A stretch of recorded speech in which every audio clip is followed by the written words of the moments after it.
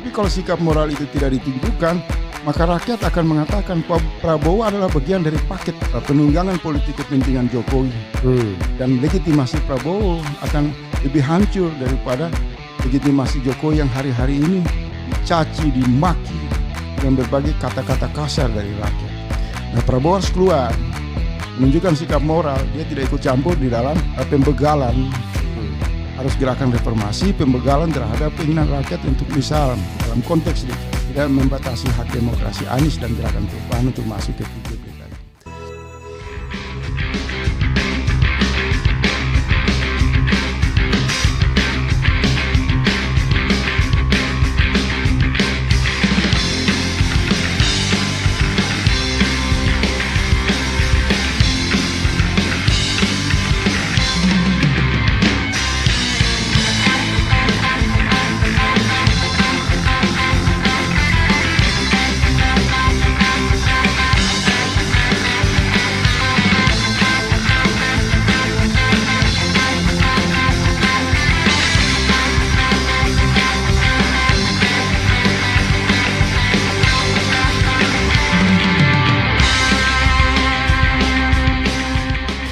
Ya, kita membaca satu realitas yang sangat mendadak muncul di ruang publik. Arus gerakan mahasiswa yang begitu masif dan elemen-elemen rakyat yang berhadapan langsung dengan pertunjukan kesombongan dinasti Jokowi. Dan dalam 3 hari ini dan puncaknya kemarin ya, kita melihat di ruang publik, bahkan media-media internasional memberitakan secara menyeluruh di berbagai kanal-kanal media sosial maupun media formalnya. Kemarahan mahasiswa dan rakyat menemukan satu musuh bersama, yaitu dinasti politik Jokowi. Dan hari-hari ini, jam-jam ini, sampai malam ini, semua media sosial mempersoalkan anak, mantu, istri, bahkan kelompok di lingkaran istana. Ini satu puncak kemarahan yang sangat luar biasa, yang harus dilihat secara serius oleh berbagai pihak, karena kemarahan ini berkaitan dengan perilaku kejahatan dinasti politik yang sudah sangat terus-menerus mempertunjukkan kesombongan, menabrak konstitusi, melecehkan nilai-nilai demokrasi dengan mengumumkan bahwa Jokowi adalah Raja Jawa dan jangan coba-coba melawan Raja Jawa, dan kemudian rakyat dan mahasiswa menunjukkan kemarahan kepada mereka. Apakah persoalan ini hanya berkaitan dengan keputusan MK? Saya kira tidak. MK dan perdebatan menyangkut kontroversial revisi undang-undang di DPR itu hanya satu masalah kecil saja. Tapi ini sudah akumulasi dari gelombang protes yang memang tertahan. Rakyat di tengah kemiskinan, di tengah situasi yang prihatin, hari-hari mereka dicabik-cabik oleh pertunjukan kekuasaan dinasti politik Jokowi. Dan sekarang kan kita lihat partai-partai yang mestinya tampil bersuara, mewakili suara rakyat, justru baris berbaris dan seolah-olah dirantai di istana menjadi bagian dari instrumen perbudakan politik demi melayani kepentingan 5 penjahat demokrasi, Jokowi, istrinya, 2 putranya, mantu dan lain-lain. Ini sudah berlangsung bulanan bahkan tahunan. Dari akumulasi ini kemudian juga muncul pemberitaan dan isu-isu yang mulai sensitif bahwa istana mengalami pecah kongsi. Karena publik bertanya setelah mereka mendukung Prabowo Subianto, apakah Prabowo Subianto yang diusung oleh rakyat, didukung oleh rakyat akan berpihak kepada skenario, bro, didekatkan mulutnya bro, skenario kepentingan Jokowi untuk melayani keluarganya, atau Prabowo berdiri bersama rakyat. Kalau membaca berapa jam lalu pernyataan orang-orang yang bisa dirujuk dengan kualitas informasi yang tersedia, mereka mengatakan bahwa soal manuver partai-partai di DPR itu memicu kemarahan Prabowo Subianto. Maka publik berkesimpulan ada ketegangan, pecah kongsi, silang pendapat yang kuat di antara kubu Jokowi dan Prabowo. Nah, ini juga terkait dengan proses transisi yang terlalu lama dalam proses pergantian presiden. Ruang kosong ini berbahaya Kalau terus-menerus Prabowo dipasung berbenturan dengan aspirasi rakyat, maka tidak efektif, tidak ada harapan. Munculnya pemerintahan baru di masa depan, makin meyakinkan rakyat, dia tidak berdiri untuk melindungi bersama rakyat, tapi dia menjadi tunggangan kepentingan rejim Jokowi. Oleh sebab itu, dalam situasi ini publik menuntut Prabowo untuk secara moral keluar di ruang publik, membubarkan koalisi-koalisi partai yang disimpulkan oleh publik sebagai koalisi rakus, koalisi yang tidak berpihak kepada rakyat, yang hanya semata-mata demi kepentingan meloloskan Kaisang, demi kepentingan melanggengkan kekuasaan Jokowi. Prabowo harus keluar ke ruang publik, mengatakan secara tegas, saya terpilih sebagai presiden baru, tinggal dilantik, menolak semua manuver partai politik di lingkaran istana untuk mengembala saya demi kepentingan melayani syahwat kekuasaan Jokowi. Kalau itu dilakukan maka nanti bagus bagi Prabowo. Tapi kalau sikap moral itu tidak ditunjukkan, maka rakyat akan mengatakan Prabowo adalah bagian dari paket penunggangan politik kepentingan Jokowi. Dan legitimasi Prabowo akan lebih hancur daripada legitimasi Jokowi yang hari-hari ini dicaci, dimaki dengan berbagai kata-kata kasar dari rakyat. Nah, Prabowo harus keluar, menunjukkan sikap moral, dia tidak ikut campur di dalam pembegalan. Harus gerakan reformasi, pembegalan terhadap keinginan rakyat untuk misal dalam konteks DKI tidak membatasi hak demokrasi Anies dan gerakan perubahan untuk masuk ke Pilgub DKI. Bro, kita kan sudah melewati fenomenanya ya, yaitu fenomena Kim Plus yang jelas dimaksudkan untuk menjegal Anies, tidak ada calon selain Ridwan Kamil ya. Dan kalaupun ada calon independen yang mereka perkirakan akan mudah dikalahkan. Pertanyaan saya, ini kalau kita lihat sekarang pecah kongsi, ini karena perkembangan terakhir ini, misalnya demonstrasi mahasiswa atau pembangkangan konstitusi dengan RUU Pilkada tersebut yang membuat Prabowo menjadi marah, atau sesungguhnya dari awal memang Prabowo tidak setuju dengan Kim Plus itu kerja, ini mohon maaf ya, mungkin kerjaan Dasko saja sama Jokowi. Apa analisis Anda atau kalau fakta yang Anda temukan? Begini, sejak keputusan MK meloloskan Prabowo, maka ada catatan kuat dalam perbincangan rakyat di ruang publik. Sorry, putusan MK meloloskan Prabowo, Gibran maksudnya? MK soal sengketa Pilpres. Oke, jadi sejak memenangkan memenangkan jadi itu sejak ya. MK meloloskan pencalonan Presiden Prabowo Subianto, maka reaksi publik yang muncul itu mengatakan, lebih khusus pada gerakan perubahan, kami menerima Prabowo terpilih sebagai presiden, tapi catatan yang paling tidak bisa dihapus adalah mereka menolak Gibran. Oke. Dan itu terjadi perdebatan yang terus menerus. Mereka berharap Prabowo dilantik sementara Gibran ditolak. Nah, tetapi dalam perjalanan kemudian muncul lagi semangat Jokowi untuk bukan hanya Gibran, memaksakan seluruh partai politik dan instrumen kekuasaan untuk meloloskan Kaisang. Nah, ini makin luka di hati rakyat. Gibran saja masalah, apalagi Kaisang. Akumulasi ini kemudian terjadi ledakan aksi protes mahasiswa yang selama ini tidur begitu lama, menemukan kesadaran moralnya bahwa mereka sadar negara ini tidak bisa untuk melayani kepentingan satu keluarga. Negara harus melayani kepentingan rakyat, harus taat kepada konstitusi. Maka turunlah ke jalan-jalan gerakan mahasiswa, ibu-ibu, rakyat dan seluruh elemen gerakan perubahan. Penolakan ini kemudian tidak lagi mempersoalkan masalah pilkada. Itu trigger saja. Tapi kalau membaca orasi, pernyataan-pernyataan sikap dari berbagai akademisi, kampus, jurnalis, elemen-elemen gerakan dalam energi perubahan, tuntutan mereka sudah menuju kepada satu kondisi darurat nasional. Mereka mengatakan adili Jokowi, adili Gibran, adili Kaisang. Mereka menumpahkan kemarahan dan mendesak rejim Jokowi segera diturunkan.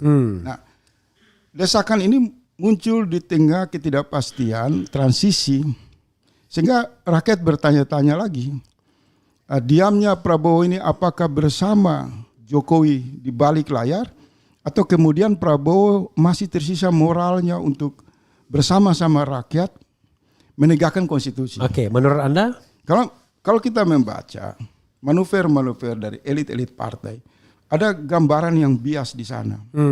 Ada kesan bahwa sebenarnya secara pribadi maupun Gerindra secara mayoritas, Partai Gerindra secara mayoritas tidak setuju terlalu jauh Prabowo dan Gerindra diseret untuk mengintervensi kebijakan-kebijakan yang menghambat, membegal, mencegal aspirasi publik. Dan dalam konteks DKI, seolah-olah Gerindra maupun partai-partai lain itu dipasung oleh Jokowi untuk menunjukkan dendam politik yang tidak berkesudahan kepada Anies Baswedan dan kelompok arus gerakan perubahan.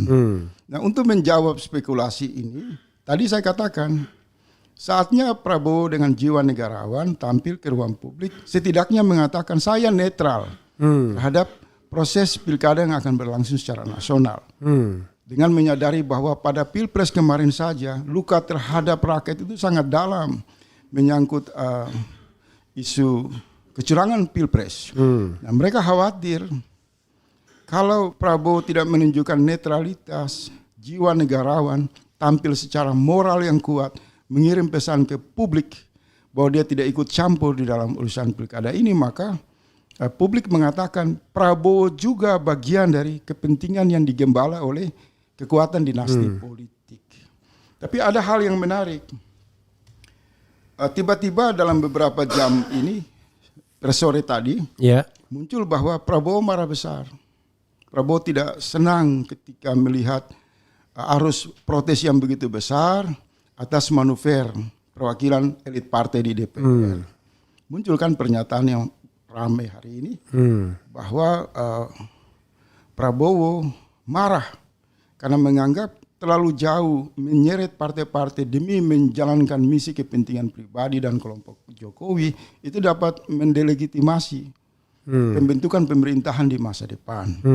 Nah, tetapi di ruang media sosial yang muncul adalah darurat nasional, desakan meminta Jokowi diturunkan, Jokowi mengundurkan diri.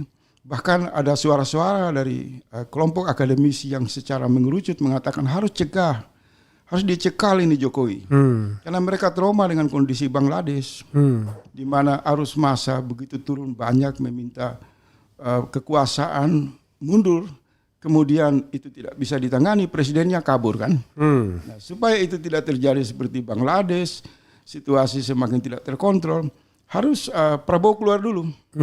Dia mau berpihak kepada Jokowi yang hanya sungguh-sungguh untuk kepentingan pribadi dan keluarganya, atau dia bersama kekuatan rakyat yang hari ini bersatu dalam semua keragamannya menuntut Jokowi dimundurkan. Nah, kalau berbicara dalam konteks partai politik, konsolidasi 12 partai, saran saya soliditas itu jangan untuk melayani kepentingan Jokowi. Modal 12 partai yang koalisi itu segera di DPR sana atau melalui instrumen yang tersedia di MK mengeluarkan fatwa untuk percepatan pelantikan Prabowo. Karena rakyat sudah tidak percaya lagi. Kalau kita lihat demo-demo ini kan sudah delegitimasi yang sangat kuat. Belum pernah terjadi di era rejim Jokowi, rakyat marah, minta Jokowi dipacung kepalanya, Jokowi diseret dalam pengadilan rakyat. Bahkan makian-makian itu nyaris di luar prediksi kita. Jokowi yang dipuja-puji ternyata berubah menjadi kantong sampah, menjadi cacian publik yang tidak bisa yang baru berapa jam saja dipuji oleh Bahlil. Bahlil lah itu. dengan mengatakan jangan main-main sama Raja Jawa. Jadi kalau yang saya anggap berbeda satu hal begini juga. Gambaran konsolidasi Jokowi di Partai Beringin ketika berhasil menumbangkan pohon beringin dan mengkudeta Golkar itu juga harus dibedah. Ada keinginan Jokowi untuk melakukan konsolidasi, mengimbangi pengaruh partai-partai yang mendukung Prabowo. Di sana ada semacam pertentangan. Jangan-jangan kalau ini dibiarkan terus-menerus, maka Jokowi akan menggunakan paket koalisi partai-partai dengan dalih Kim Plus itu bukan untuk tujuan pilkada semata, tapi juga ingin melakukan konsolidasi parlemen untuk mengimbangi kekuasaan Prabowo. Karena suara-suara itu semakin kuat di hati rakyat bahwa Prabowo silakan dilantik tapi Gibran jangan. Nah, per hari ini ketika gagalnya menyelundupkan Kaisang, kebencian kepada Gibran, kepada Jokowi itu juga semakin kuat. Bisa-bisa nanti di ujung kekuasaan Jokowi ini berimbas kemarahan rakyat, Prabowo dilantik secara sendiri, Gibran tidak. Karena kalau kita membaca arus gerakan protes rakyat itu melawan dinasti, kejahatan dinasti politik. Dinasti satu kan lolos setelah melakukan penyelundupan di MK, yaitu Gibran. Nah, kemarahan ini bisa berujung pada pertentangan nanti. Bila rakyat makin kuat dan tidak bisa dibendung, Prabowo sendiri mungkin dilantik. Atau bisa juga dimanfaatkan situasi ini oleh Jokowi untuk menggagalkan, mengacaukan situasi proses pelantikan Prabowo Subianto. Dengan mengeluarkan dekret keadaan darurat. Bisa, dan menyerahkan kepada militer, seperti apa yang terjadi di Bangladesh. Jadi situasi ini mesti dibaca oleh elit bangsa. Mereka harus berhati-hati dengan situasi yang sangat semakin genting, darurat, di mana ketidakpastian dalam bernegara semakin mencemaskan. Bro, ini kan pelantikan tinggal 2 bulan lagi, ya, 2 bulan kurang bahkan. Apakah penting gitu untuk mendesak Jokowi mundur? Atau bukan jangan apakah penting, sepenting apakah untuk mendesak Jokowi mundur sebagai presiden dan kemudian tentu kalau ketatanegaraannya, kalau kita bicara yang normal ya, tentu nanti akan digantikan oleh Ma'ruf Amin sampai habis jabatannya, ya cuma 2 bulan saja magang begitu. Itu bisa, pilihan-pilihan itu. Ya, atau kondisi tata negara darurat di mana gelombang itu sudah mengatasi hukum tata negara biasa. Anda membacanya kemana? Kalau begini, kalau bercermin terhadap situasi 98, pemilu itu kan pada 97, waktunya pendek. Soeharto dengan powerful saja itu bisa digulingkan. Nah, ada satu fenomena situasi di mana transisi pergantian presiden atau pelantikan presiden ini waktunya sangat panjang.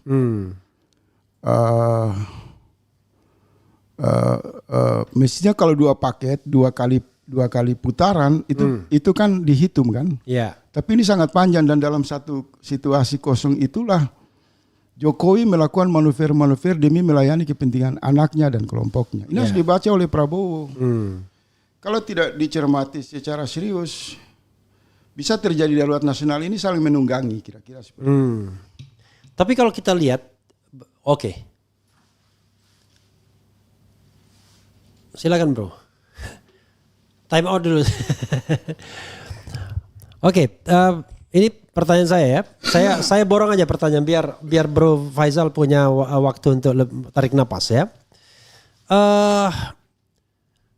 Di awal kita lihat bahwa ada kecenderungan bahwa Jokowi atau Prabowo saling menunggangi. Terbukti begini, Jokowi memberikan segalanya kepada Prabowo, misalnya gelar jenderal penuh, kemudian bintang Mahaputra dan lain sebagainya, merekrut orang-orang Jokowi ke dalam kabinet dia, membentuk badan komunikasi yang sebenarnya tidak diperuntukkan bagi Jokowi saja, Hasan Nasbi, tetapi juga untuk Prabowo kelak. Jadi seolah-olah dia ingin memblended, ya, jadi sebagai blended kekuasaan antara Jokowi dan Prabowo sehingga tidak bisa lagi dibedakan nantinya. Nah, sekarang seolah-olah gara-gara Jokowi terlalu jauh membangkang konstitusi ada keretakan seperti itu, ya kan? Nah, keretakan ini bermuara kepada hal-hal yang Anda tadi katakan gitu ya. Tapi pertanyaannya adalah ini sebenarnya maaf kata ya, penjahatnya ini Jokowi atau Prabowo atau kedua-duanya? Kalau sampai sejauh ini yang dibaca oleh publik, nyaris Prabowo tidak memberi kesan yang kuat ikut terlibat di dalam cawe-cawe pilkada. Hanya saja keterlibatan Gerindra itu yang lebih agresif mengkonsolidasikan partai-partai dan Kimples yang terpusat di DKI itu menimbulkan spekulasi. Sebagian mengatakan Prabowo pasrah terhadap satu keinginan, tapi keinginan ini kemudian dipertanyakan oleh publik. Apakah ini kalkulasi politik Prabowo atau kepentingan Jokowi? Sampai hari ini rakyat berkesimpulan ini kepentingan ambisi Jokowi melayani Kaisang. Judul itu kan tidak bisa berubah. Dia kasih gula kepada Prabowo agar Prabowo tidak ganggu, kira-kira begitu. Kalau menggunakan istilah rakyat, Prabowo dianggap ikut tersandra. Oke. Kenapa ikut tersandra? Karena kecemasan Prabowo menanti proses pelantikan yang terlalu lama waktu. Dan semua pihak dari sisi hukum tata negara, dari politisi, dari kelompok-kelompok yang berbicara dalam kerangka kepentingan negara mengatakan kekosongan ini sangat berbahaya bagi gangguan pelantikan Prabowo Subianto. Dan di sisi lain kan ada juga desakan rakyat. Rakyat terus menerus konsisten mengatakan lantik saja Prabowo, tapi Gibran jangan. Karena Gibran dianggap bagian dari paket penyelundupan dinasti politik dalam pilpres yang dianggap curang dan ditolak secara moral. Nah, ini menarik emosi atau sentimen. Selain di ruang publik juga terjadi kisruh di pusaran istana. Sehingga kan muncul apa urgensi Jokowi memasang Bahlil untuk mengambil alih Golkar. Iya. Tentu itu bisa dijawab oleh publik dengan kecerdasan mahasiswa dan rakyat agar Jokowi memastikan Gibran tetap dilantik dan saat dia menjadi wakil presiden kelak tidak dievaluasi melalui instrumen penegakan hukum maupun instrumen politik di DPR. Jadi di sini kan kita lihat ambisi Jokowi itu tidak sekedar cawe-cawe di pilkada, tapi momen pilkada dijadikan oleh Jokowi untuk menghimpun seluruh aliansi partai politik untuk memastikan penguatan, satu menjaga dirinya turun dari kekuasaan tidak dikejar-kejar rakyat untuk dimintai diadili, kedua untuk memproteksi positioning Gibran sebagai wakil presiden. Oke,